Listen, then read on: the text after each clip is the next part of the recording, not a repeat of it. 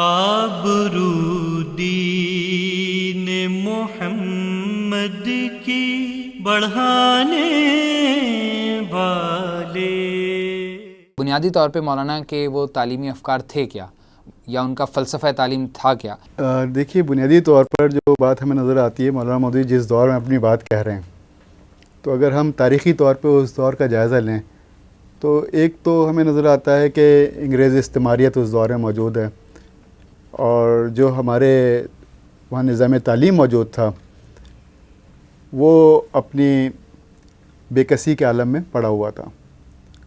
اور انگریز جب اپنے تعلیم کو لے کے آئے یا خود سامنے آئے تو اپنے ساتھ بہت ساری دوسری چیزیں لے کے آئے، جس نے جو ہے وہ ایک کہیے جو ہندوستان کے لوگ تھے ان سب کو جو ہے ایک حیرت میں ڈال دیا۔ مثلا ان کے ساتھ بہت ساری ایجادات لے کے آئے، اور وہ ساری ہم دیکھتے ہیں کہ ٹرین بھی آئی، ہوائی جہاز بھی آیا، ٹیلی فون بھی آیا، اور یہ بھی کہیے آپ ٹیلی گرام بھی آیا۔ تو وہ یہ ساری چیزیں تھیں جو ہمارے پاس نہیں تھیں، نہ ہم نے ان چیزوں میں کوئی کارنامہ انجام دیا تھا۔ دوسری طرف جو ہے فلسفہ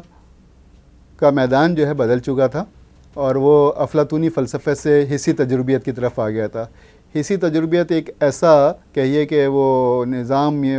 فلسفہ ہے جو کہتا ہے جو سینسری ایکسپیرینسز جو ہیں، یعنی حواس جو ہیں ہمارے، وہ علم کا بڑا ذریعہ ہیں، اور جو چیز ہمارے حواس میں نہیں آتے وہ علم نہیں ہیں۔ تو یہ پورے یورپ کے اندر جو ہے اس نے جو ہے علم کی بنیاد اس پہ استوار کی، وہ کوئی بھی شعبہ حیات تھا اس پہ علم جو ہے اسی بنیاد پر آیا کہ حسی تجربیت کو فوقیت دی جائے۔ جب انگریزوں نے اپنا یہاں نظام تعلیم شروع کیا اور جو یونیورسٹیز اور اپنے کہیے کہ جو ادارے یہاں قائم کیے، تو مسلمانوں کو اب یہ سامنے سمجھ میں آیا، سر سید احمد خان جیسے کہہ سکتے ہیں،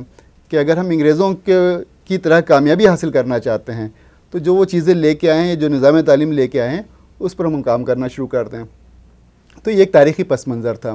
دوسری طرف مسلمان کیونکہ جنگ آزادی کی جو جنگ تھی 1857 کی، وہ ہارے بھی تھے، مغلوب بھی تھے، اور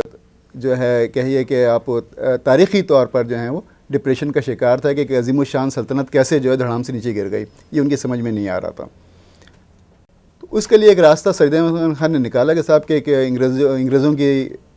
تقلید کی جائے اور وہ چیز سیکھی جائے۔ یہ وہی بات ہے جو ابن خلدون نے کہی ہے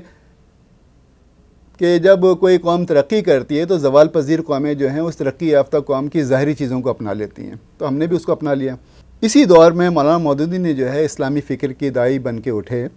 اور کیونکہ وہ ایک عبقری شخصیت تھے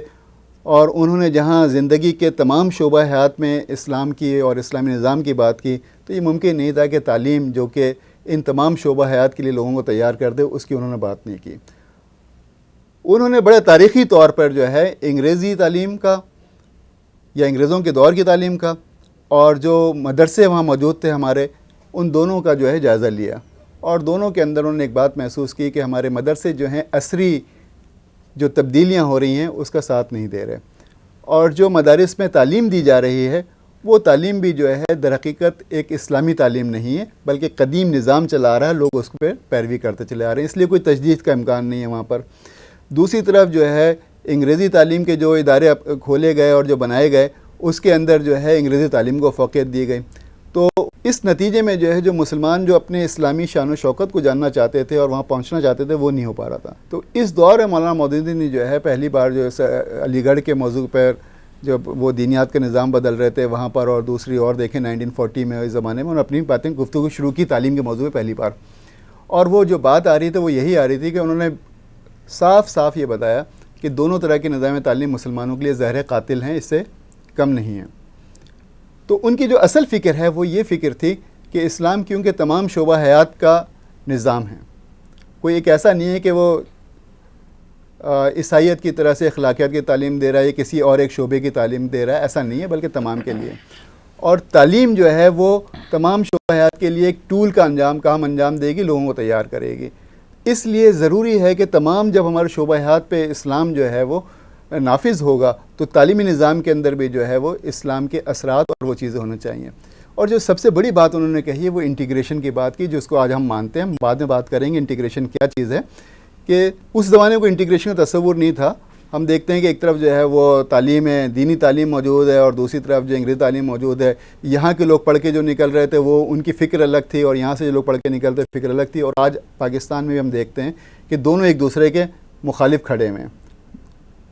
دونوں جو ہیں ایک دوسرے کو جو ہے برا بھلا کہتے ہیں. یہ جو مدرسے سے پڑھ کے نکل رہے ہیں وہ ان کو جو ہے انگریز اور کافر اس طرح کی باتیں کہتے ہیں، اور جو مدرسوں جو اسکولوں سے پڑھ کے آئے ہیں وہ ان کو تصدیقاً ملا کہتے ہیں. تو یہ